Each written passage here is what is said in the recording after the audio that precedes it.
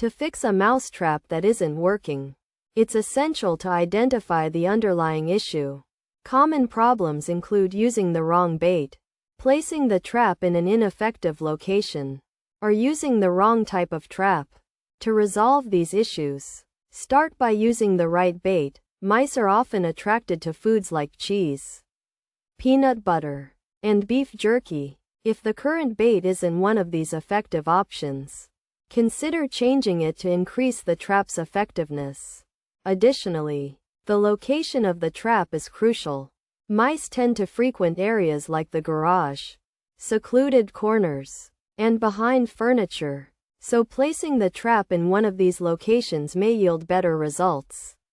If the trap itself is the problem, it may be necessary to switch to a more effective type, such as a snap trap or glue trap. Snap traps, which use a spring-loaded mechanism to catch mice, and glue traps, which use adhesive to capture them, are often more successful than other types. By using the right bait, placing the trap in a strategic location, and selecting an effective trap type, you can increase the chances of catching mice and resolving the issue.